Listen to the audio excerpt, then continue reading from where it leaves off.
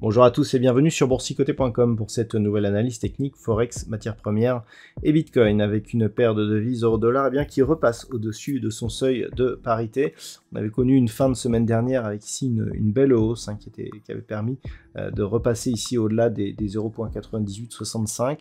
Eh bien on confirme avec donc un retour au-dessus de la parité. Donc d'un point de vue moyen terme, on commence à voir ici un début de socle qui pourrait nous donner une dynamique haussière.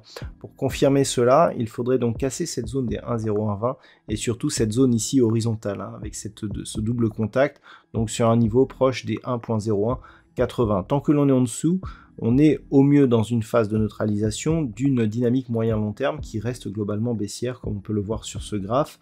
Donc on surveillera ici effectivement une possible percée au-delà des 1,0120 et donc une cassure de ce dernier point haut puisque c'est quasiment le dernier point haut de la tendance baissière puisque le suivant sous la parité n'avait pas été confirmé. Donc c'est deux niveaux à surveiller et pour l'instant en tout cas on est toujours dans cette phase de neutralisation court terme.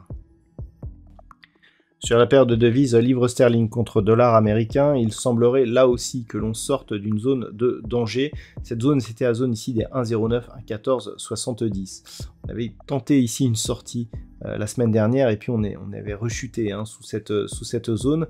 Le fait que l'on revienne ici sans avoir marqué un nouveau point bas significatif, par rapport notamment à celui-ci ou à celui-ci, nous indique qu'on est potentiellement ici sur un mouvement qui pourrait nous donner là aussi, je dirais, un début de dynamique haussière.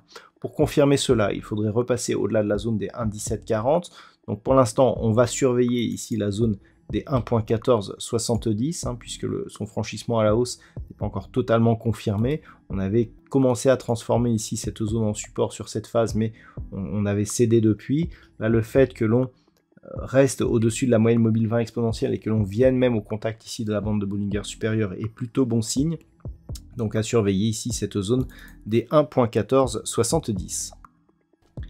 Sur l'or, plus le temps passe et plus on a l'impression ici de s'inscrire dans une dynamique qui s'est totalement neutralisée. Alors cette zone des 1675 $ l'once, qui était une zone majeure sur une vue hebdomadaire, comme on peut le voir sur ce graphe, avec de nombreux contacts, n'est plus désormais autant significative. On a plus l'impression d'être dans un range ici qui oscille entre 1620 et 1730 $ l'once.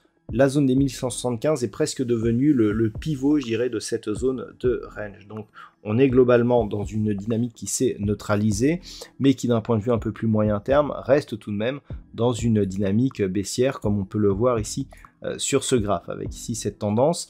Donc, globalement, on se neutralise. Il faudrait vraiment repasser au-delà des 1730 $ l'once pour inverser la tendance et espérer repartir sur une dynamique haussière, alors que une rupture ici du bas du range à 1620 $ l'once nous permettrait de confirmer la poursuite de la dynamique baissière.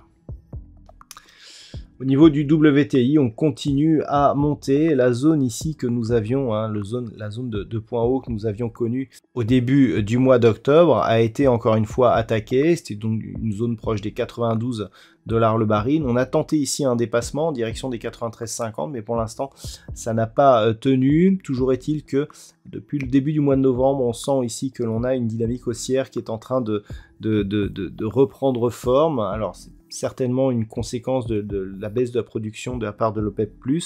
On attend toutefois un test majeur ici sur cette zone des 93,50 $ le baril, puisque ce n'est seulement qu'en cas de rupture ici de cette zone que l'on aurait un signal de potentiel retournement de cette tendance moyen terme, puisque nous sommes toujours ici dans une phase de baisse. Le premier rebond ici, vous avez signalé une neutralisation de la dynamique, donc globalement d'un point de vue moyen terme entre 75 et 93,50 $ le baril.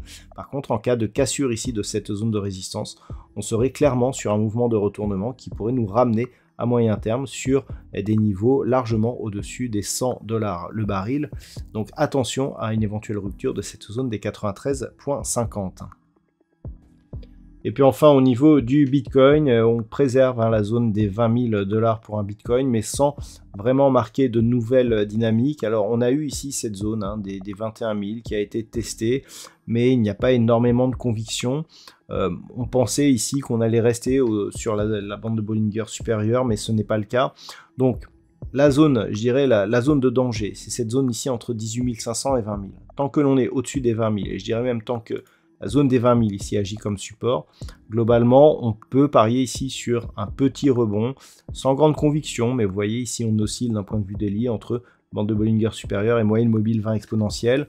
La dynamique n'est pas très forte, il faudrait au minimum ramener ici les cours sur cette zone des 22 800 $ pour un Bitcoin, pour espérer avoir une nouvelle dynamique haussière. Donc pour l'instant, ça se neutralise, donc toujours autour des 20 000, et donc on s'est légèrement éloigné ici de la zone, je dirais de la zone dangereuse entre 18 500 et 20 000 $ pour un Bitcoin, mais pour l'instant, pas de nouvelle dynamique, malgré ici la rupture de cette résistance oblique.